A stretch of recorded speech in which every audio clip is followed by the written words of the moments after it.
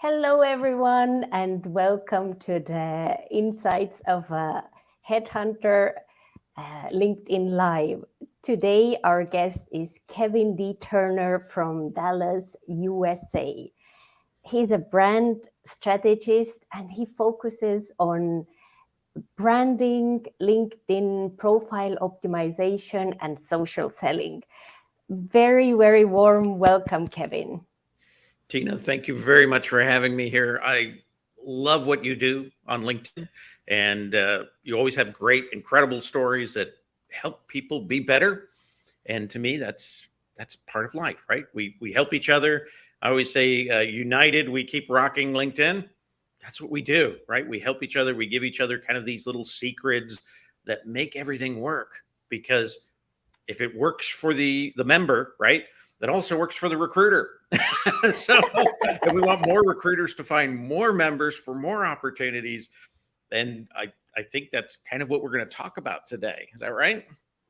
Yes, and honestly, I'm so happy to have you on my LinkedIn Live because we have known each other since 2020, and I think I've had more conversations with you than with most of the people I know from LinkedIn, and maybe even in real life. So I really admire what you do on LinkedIn, but also as a person, we have been in the same places, and it feels like even if we haven't met in person, that we are One day. connected. Yes, yes. Well, even this is better because for what, 2 years, we only did audio for the most part, right? So we saw little still pictures of each other, but no video. And video does help, right? It makes some more connectivity.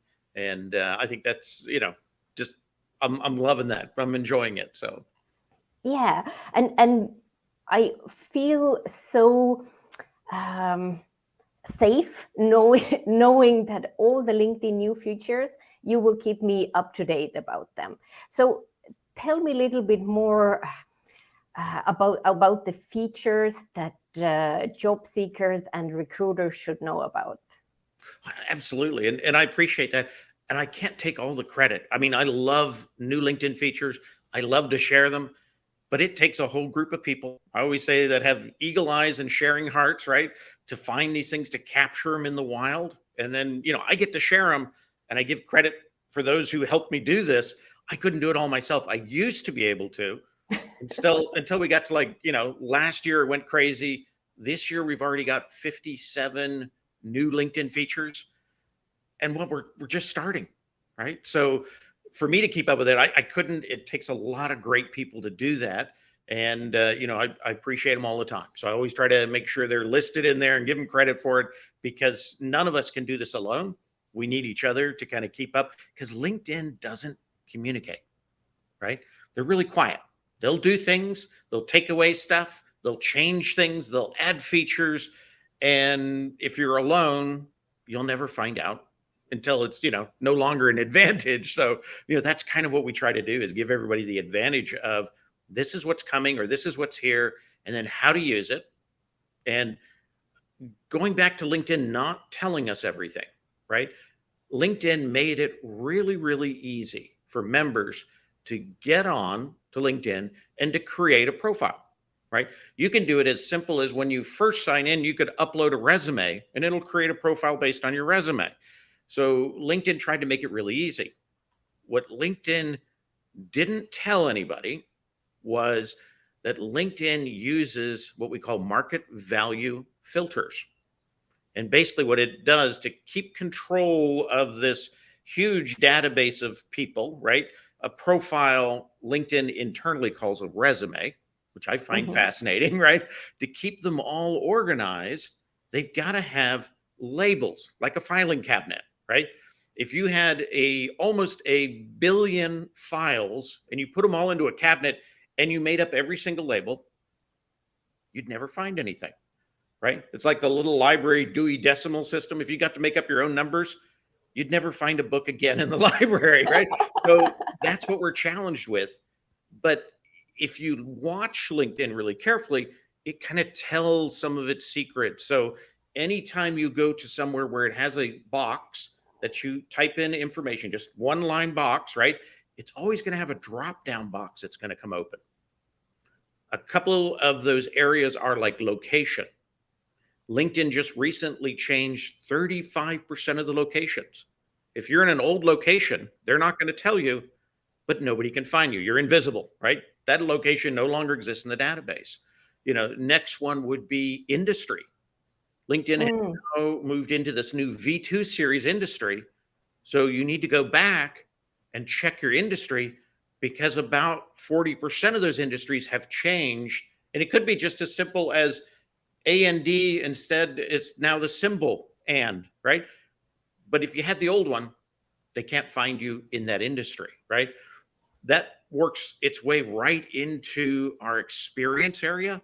Titles, those are huge, Mm. right? We learned this many years ago. I did a transition for a head of an company, and he was head of HR for this internet company. And he couldn't figure out why nobody was finding him on LinkedIn. No recruiters were calling him. And his title was Cloud9 Navigator. What's a Cloud9 Navigator? Who's going to type that in when they're trying to find him? We changed it to Chief Human Resource Officer, and in 2 weeks, he was scalped right off LinkedIn, right? To an opportunity that he has loved ever since. So you got to use those market value titles. Now, that might seem weird because you go, oh, but at my company, they don't Mm-hmm. call me this, right? Well, first of all, you want to be found to be called, right? And then, if you have to, you could put in the description of the job area, you could put internally known as the Cloud9 Navigator, right? Now everything's very straightforward, very honest, but you're in the filters and you can be pulled as a file for someone to find you. So huge, huge difference.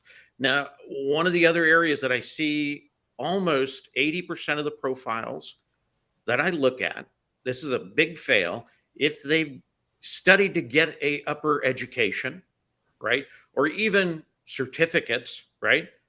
If they are not using the drop-down box appropriately, if they put BA instead of Bachelor of Arts and select the drop-down that has Bachelor of Arts dash BA, if they don't select that, they're not seen internally within the database as actually having that degree. Spent all that time, probably still owe money on it, right? But they're not getting credit for it. And at certain levels of positions, it's a requirement for many of the jobs. So what's happening is if they apply with their profile, they might not be getting credit. Or if a recruiter's looking for them, everything matches up, but you don't have the degree in the database, you disappear. You're invisible. And so to me, that's the first thing everybody's got to go check. Check all those little lines on your profile that when you start typing in, it gets you a drop down, and select the best drop downs. So I think that's a great starting point, right? That's really gold, and I really agree with you, because it's so important from my perspective as a headhunter. When I look for candidates, I often type in the industry, because for some companies the industry knowledge is a must. You can't have a person coming from a different industry, or it can be 2 different industries maximum, otherwise you're out. Yeah. And also the title, what you said, if I'm looking for a director level or manager level, then you really need to have it in your the drop down box, because that's how you're searched for. And well, how else do you make sense of 1 billion people, right? it's like, it's like Google, and that's and the location as well. Yeah. It is so important, and when we joined LinkedIn, it didn't exist, and now it exists. Yeah. And I will go in today and have a look, so Well, that and I the other have thing the I love, LinkedIn is bringing a lot of AI in, right? yes. Artificial intelligence. And I always think artificial intelligence is just that. It's not authentic intelligence. It's not human. It does make mistakes, right?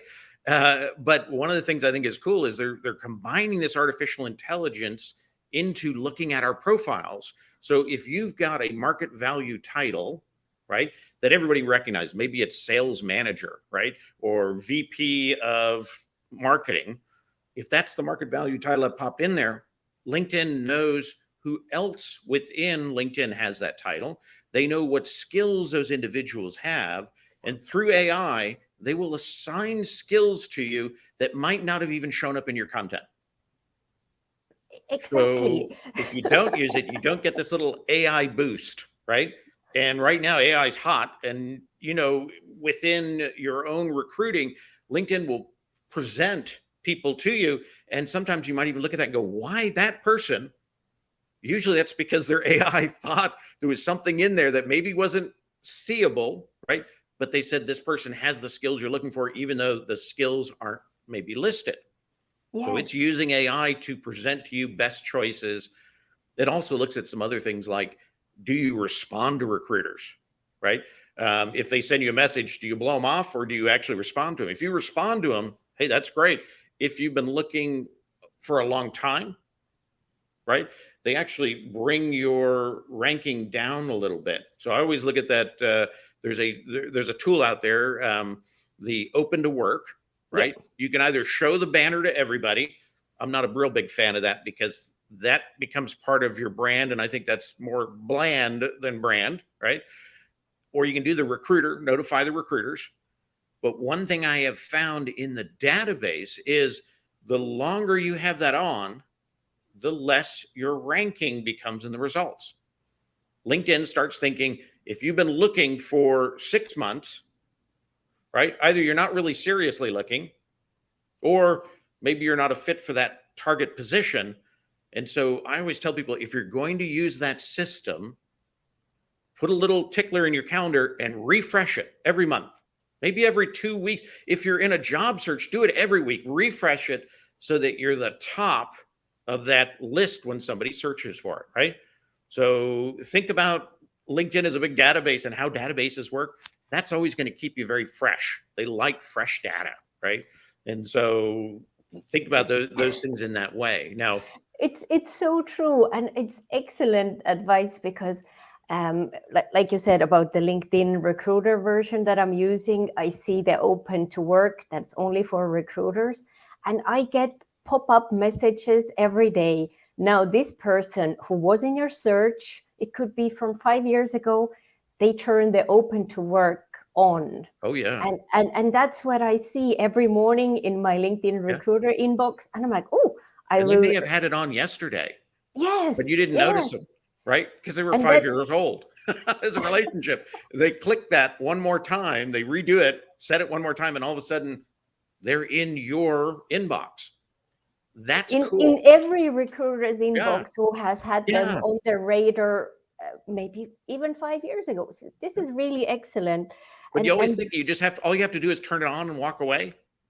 LinkedIn doesn't work that way. You can't build it and they will come. You have to constantly nurture it, culture it, continue to use it, and then they'll come. oh, LinkedIn looks at our activity on LinkedIn, right, as part of proof that our information is correct. So the more we are active, the more we do things on LinkedIn, even changing things on our profile means activity. But the more we do that, the more LinkedIn says that information on Tiina's profile must be correct because she's always doing something on LinkedIn. So activity actually increases your ranking score. And some people look at that SSI, right? That's basically all that is measuring activities. And yeah. so know that being active is going to help you be found as well. And turning some of these things on and back off and back on, right? They're going to, again, put you in front of people who should be looking at you. So I'm glad you confirmed that too. Yes, I think that's fantastic. I'm so happy we're having this conversation. And what you also said, about the AI. So I have my list of candidates with the skills, and then when I'm asleep, the AI looks for other profiles that are similar and Absolutely. presents them. And then, of course, I go with my human eyes and I see, oh, this doesn't make any sense. Or this profile is I didn't Yeah. find them myself, or or maybe I never would have found them, right? But then you look at it and go, Exactly. wow, that's cool. That's really the thing about LinkedIn. So the gold is the drop down boxes. Like you don't have to Absolutely. invent your own job titles. You don't want Choose to. Yeah. yes, Yeah. choose the one that is equivalent to what you're doing, and then put the official title that you have inside your own company. Um, If you those are even have to, right? I think companies come up with crazy names to obfuscate people so they can't be found, right? If I give them a silly title, nobody will steal them from the company, and we can call them that all we want, and we're protecting ourselves, right? Companies are very much like that. They think that way. Um, Talking about the skills are the same thing. When you type a skill in, it's got a drop down box, right? If you do P and L, P sign L, right? Take the one that's in the drop down box, not the one you think is right, right? Not your customized one. Take that one because that's going to be in the filter. When you type in P and you get ready to do L and it says, here's the filter, that's the one you're going to use. So that's one we should use, right? And that makes them all match up. Now, skills are funny because people kind of blew off skills for a while, right? They thought, oh, they're silly. Everybody gives everybody skills. Well, LinkedIn kind of figured that out. And they've done a couple things in the internal ranking of skills. Now, one of them is, obviously, if somebody endorses you, right? If you've got marketing and 10 people say you have it, that's the score, right? 10 people you say you have it, that's good. If another person says you have it that's also highly ranked in it, right? That's a multiplier in your score, right? And then ultimately, if you then assign that skills assigned to positions, you then come up with years of experience in that skill. So if I need somebody with 10 years of experience in social media, and all it says down below is their social media, I don't know how many years, right? If it's assigned to several positions, LinkedIn then can say, here's your 10 years of social media experience, people. So make sure you're using that skills assigned. I know that was late last year, but people forget, and they forget to bring in those top skills into that, and definitely do that. The other thing is bring up your skill endorsements. I always say have a skill party, right? An endorsement party. Find 50, 100 of your best friends and say, you know what? If you would do me a favor, come to my profile, give me the skills I have. I'm doing the same for you right now. And that will build that up very quickly. yes, and I also seen that if somebody in your from your team has recommended you, or the same Absolutely. organization, that ranks so much higher. So you can only grow by lifting others. This is really a good example where collaboration, and sometimes we are shy to reach out and ask people, but Well, we if we're really really quiet and we just go to people we know and we give them every skill we know they have, don't give them the ones you don't know they have, right? If I don't know Cobalt, I'm not going to give anybody Cobalt, right? So ancient coding language, and I do know it. That's the sad part. Don't give things you don't know. Either you don't understand the skill or you don't know if they have it, don't give it. Just give them the ones you know they have, you know? exactly. And when you do that, from what I've seen on my own, about 75% of the people who you do that for, they'll say thank you, and then they'll give you the ones they think you have. Often it's the same one. So if I wanted to build leadership up, right? If I went out and gave the people I know who have leadership, and 75% came back, majority of them are going to give me leadership. So it's also a way to kind of bring up the skills that you need to bring up, right? In those skills area too, your top three, you can move those around using that little kind of 3-line sandwich when you're in the edit, right? You can move your skills. Whatever the top three are the ones you're always going to get the most endorsements for. So rotate them, right? You get a new one, put all your new ones at the top that have no endorsements. You'll get endorsements for them, right? Instead of always getting those top three done, rotate them through so everything gets a chance to get a certain amount to kind of get you moving forward. Yeah, it's really important about the skills. It's I can't emphasize that enough. Before we go to open questions, I have one question from my previous guest, the wonderful LinkedIn guru Jeff Young. So he has a direct question to you. It's about the future. So what is the focus of all the changes in the next 3 to 6 months within the new future features? What are your thoughts? I think there's a couple things happening. One is more native video within LinkedIn. Mm. Now, what that means, if you're doing LinkedIn Lives, instead of having to have Restream and pay it, you'll be able to come straight to LinkedIn and stream right through LinkedIn, right? That also will work into things like video events, which are like audio events, but instead of a little still picture, it'll be a little video. So we're going to see more of that. So video is getting a bigger presence. If you're not doing things like your profile video, you should go and shoot that. That's a great little example that says, hey, I'm not afraid of this stuff, right? If you don't feel comfortable actually doing one and you've done some of these lives and other events and stuff, take a segment out and make it out of an existing segment. Jillian did mine for me from a presentation when I was on her live. She just cut it, sent it to me, said, hey, here's a gift. It was beautiful. I still use it. Sometimes you already have the content there to make that video, but get that out there because that just shows that you are more adapt to LinkedIn, more open to these kind of new things. So videos is big. I think we're going to see a lot more coming. You may have video answers to questions, things like that. So I think that is definitely an area that's going to develop. The other one is, and we all know this, is AI, right? Yes. Because Microsoft owns LinkedIn and now owns 49% of Chat GTP, right? The big AI beast out of OpenAI.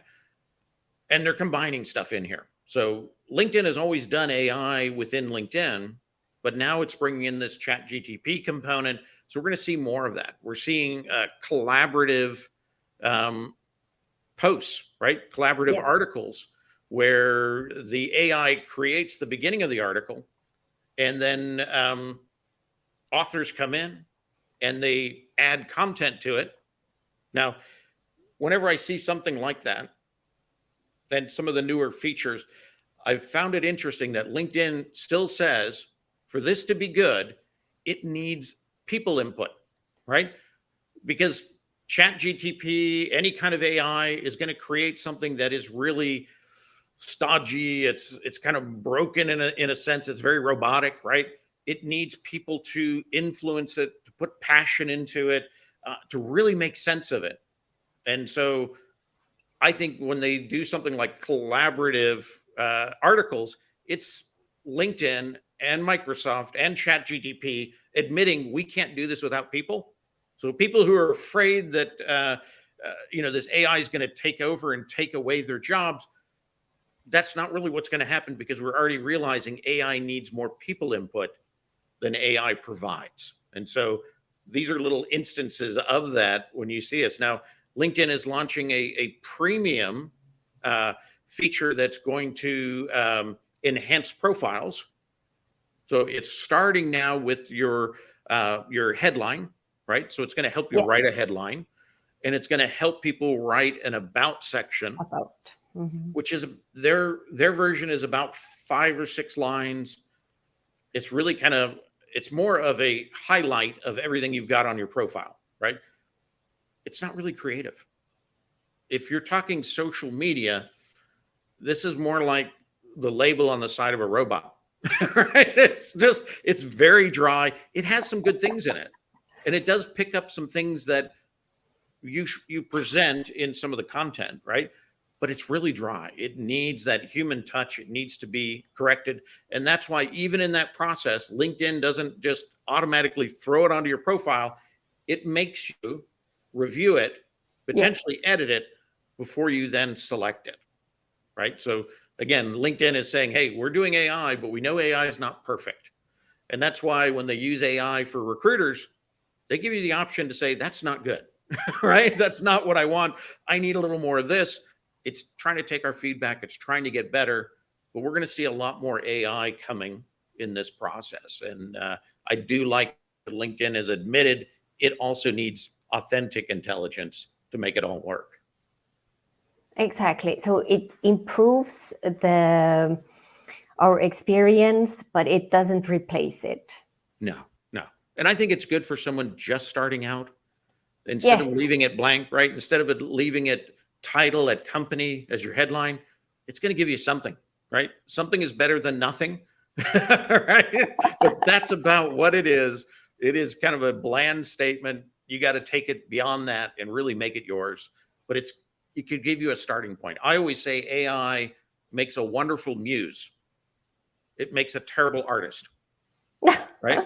So, but it can get you there, right? It can make your creative juices flow. So we're going to see a lot more of that within LinkedIn. I think LinkedIn will do things like help you with your content, right? Okay, you like this, and this. They'll ask some questions, and they might then start producing content suggestions for you. So if you want to produce, here's 5 things this week you should do, right? Here's how your post should be based on your analytics of what was successful at what time, what days. Here's what we suggest, right? So I think there's going to be a little more AI in helping people develop their content. And to me, it's training wheels, right? Yeah, On your bike. exactly. At some point, you got to get rid of the training wheels. You can't rely on them. They don't look cool, right? You got to get a little bigger. And so you got to get rid of them. But it's a good start point. And I think LinkedIn's going to start using AI more to help people get started, right? Get less afraid. I did a post this morning about LinkedIn's interview process, which is on the job tab, interview preparation. You can actually go in there, you can see the questions, you can see some of the answers, but you can practice on a video interview as if you were talking to somebody, right? You're answering the question. And then when you submit it, it will give you AI feedback. It'll say you said 5 times, or you said right, 700 times, or you had a pitch that was real monotone, right? Or you lost them in the conversation about halfway through. You lost your passion. So it's going to give you a lot of good feedback. And the cool thing about that is nobody has to see it. It's just between you and the bots, right? And then you can go practice it again, and you can practice it again, and you can even share it. I could send one I did. I could share it to Tiina, and Tiina could say, you really look like an idiot. Do Practice it again. more. Yeah. Try harder. Stop moving your hands around so much. But it gives you an idea, right? And so I think that's really kind of cool. So LinkedIn, I think we're going to see a lot more of this AI involved. Yeah. And here we have Jeff Young sending greetings. You two are going to rock. Namaste. So thank you, Jeff, for the question. We also have Sandra Clark joining us, and Nigel Cliff saying hello. Great to be here. We have Felipe Confino joining us from the US. We have Kenneth Lang, hello. And LinkedIn Seb from Switzerland. These are all rock stars, by the way. If you don't know them and you're watching this, if you're in replay or you're watching it now, all these people popping on the screen, you should be following them. And not only following them, ring their bell and engage in their content if you really want to learn. So these are perfect examples of people on LinkedIn you should know. And Bryn Tillman as well. Yeah, absolutely. And our friend Craig Allen from Scotland. Well, I guess we have to let Craig in. Sending you hugs. And Biljana, it's a great idea to build your network. Absolutely. That's why we have networking LinkedIn. Always beats not working. That's why you should never stop it, right? And to me, not working doesn't mean a job per se. It means business coming to you, right? So networking always beats not working. It's key. That's the beauty of LinkedIn. It is built to network. And we have Shelley joining us. Hey. Oh, and we have Tom Poner. Yes, that's the power of LinkedIn. Oh, and Gillian with me, Julian. who was so kind to make your LinkedIn profile video. Absolutely. Best video coach on LinkedIn. And we have Risto joining us from Finland. Hey, hey. And let me see if we have any questions. And we have Stan joining us. Oh, and they are having conversations. All right. And Gina is saying non-descriptive headlines are not helpful. Absolutely not. Not for anyone, no. And Sarah Clay from the UK. Hey, hey. Hey, Sarah, nice to see you here. And Marilise Garcia, Estonian living in France. How often would you recommend changing those drop-down menu parts of the profile? And only if you have change or you notice change in the industry, right? When cloud used to be SaaS, right? When that evolved, that would be a time to change that potentially. So when you see change or you change, that's the time you want to go back in there. I always tell people at least every year or half a year, you should kind of audit your own LinkedIn profile, right? Go back and check everything to avoid these little surprises, right? And then sometimes you look at that and you go, wow, did I really think that a year ago? That's so wrong, right? Now I can fix it. But if you don't do the audit of your profile, you'll never see it and it will go on for years and that becomes your brand. So audit your profile, look at these things. I say at least every 6 months, definitely every year. I think after this conversation, I will go and make some changes, because it's easy to say to other people, but we have to walk the talk as well. Absolutely. I do it. Especially the education drop down. That one's a killer and people don't realize it. Same thing on that education drop down. Most people don't know this, but the end date is really important, because if you don't have the education end date, you're not really in a lot of the search results, right? Then I say not in the search results. I should say ranked highly in the search results, right? This is kind of like Google. If you Google something, right, you type in a search, how many times do you get past the second page of the results? Never, right? So if you don't have your end date, you might show up in a recruiter search, but you're going to be at the bottom because it's not complete data, right? They want to give you complete data because you're paying as a recruiter. So I'm going to give you everything that has dates on it because you can verify those, right? So complete data always first. So if you're thinking they won't know how old I am because I take my date off, they won't know how old you are at all if you take your date off because they won't find you in that search result. And so often I do a search for somebody with at least 8 years experience. Mm-hmm. And if you have no or graduated after that date, if you don't have the date, you will not be part of the list of the candidates whom I find. So it's not a good idea. It works like a database works. So the Marines always say to win the war, you have to understand your battlefield, right? LinkedIn's our battlefield. We got to understand how it works so that we can win the war and get what we need to get out of LinkedIn, right? Whatever that is, whatever our purpose is there. If we don't understand what's going on, we can't get there. Exactly. So, and Stella is a wonderful trainer as well, and helping so many people with their employability skills.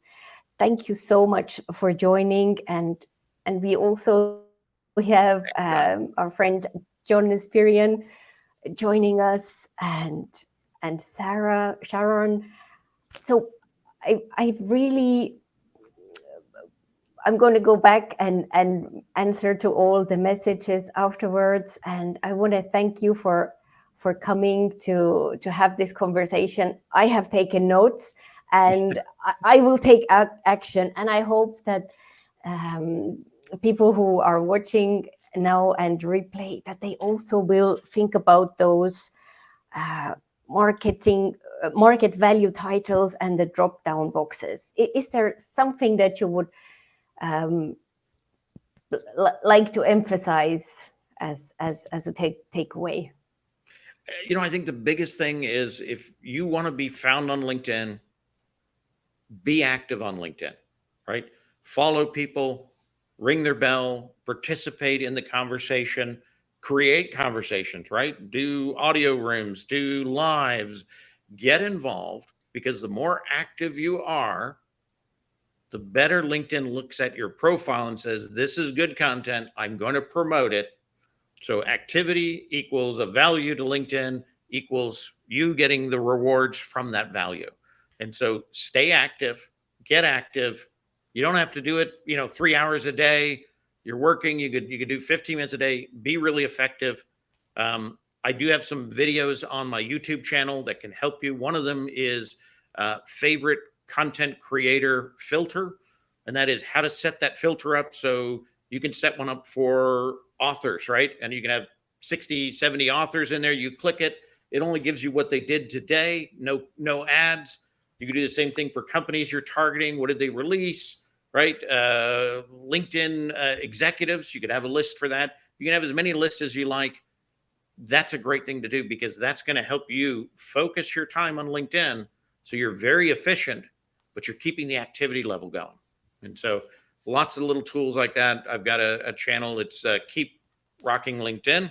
Pretty easy. Or you can look it up at Kevin D. Turner on LinkedIn, or pardon me, on YouTube. Either one will get you there. And love to have you over there, and enjoy the videos. There's stuff in there that nobody else will tell you about LinkedIn. And that's what I like to do. Yes. So if you want to stay up to date about the new features, follow Kevin on LinkedIn, subscribe to the YouTube channel, and let's continue the conversations. I will now put the outro music on, and it's our friend LinkedIn Zeb who made it. So thank you. Oh, fantastic. And see you next time. Bye. Bye-bye.